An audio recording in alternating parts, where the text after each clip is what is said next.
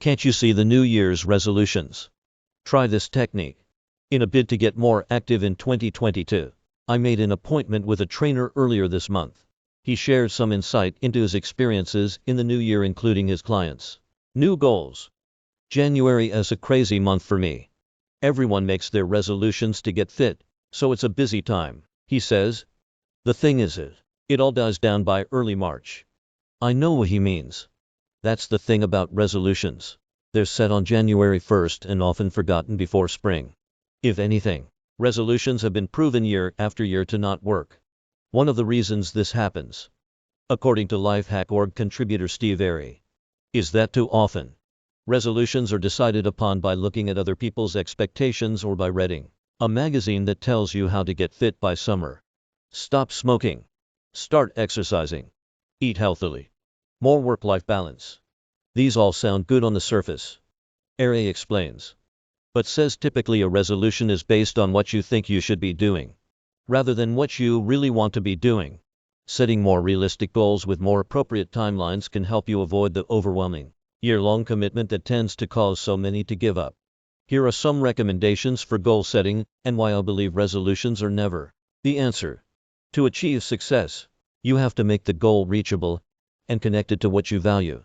As Errey notes, to find meaning, we have to focus on what we really want. But what exactly is it that we really want? According to New York Times Smarter Living journalist Jen A. Miller, plenty of resolutions fail because they're not the right ones. And she points to three main reasons for why this happens. The first step towards setting realistic goals is having an honest talk with yourself, in the first place, about the reasons behind your desire for change. Are you facing societal pressure to get fit? Are your friends or co-workers pushing you to create new habits? Or are these goals ones you know will lead to a healthier, more positive lifestyle? Getting clear on your why will make it easier to commit for the long term.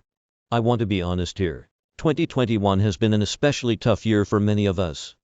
And it's only natural to want to hit restart in the new year, hoping it will solve all our problems.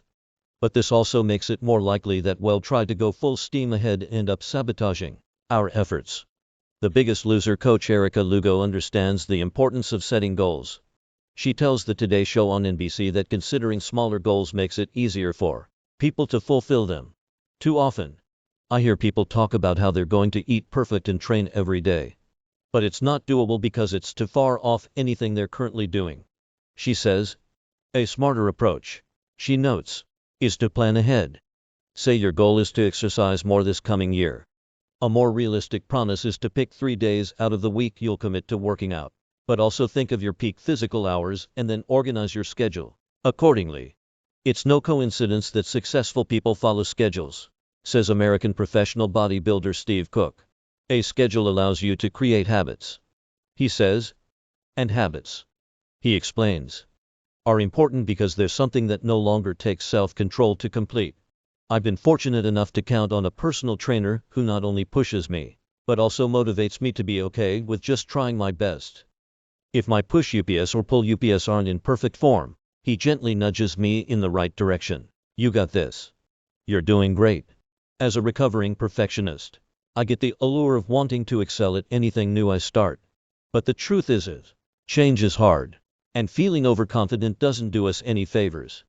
When you're convinced your goal is going to be easy, and you conclude you're overqualified for the job, you'll likely find yourself unprepared and ill-equipped to face the reality of the situation, says psychotherapist and Business Insider contributor Amy Morin.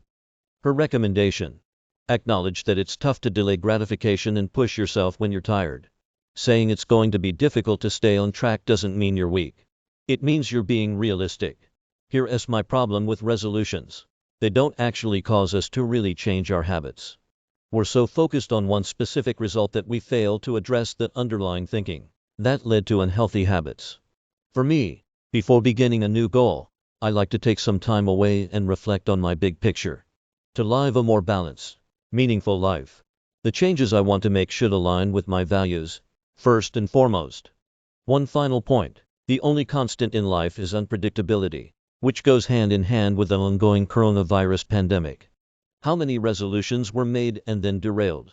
How many of us became disillusioned and consequently gave up? I've learned that it's the internal changes we make that matter most. As Errey says, living a full life isn't about making half-hearted decisions that don't really mean anything. Therefore, to make decisions you can feel proud of, consider what goals speak to you most. Go for these aims. And don't look back.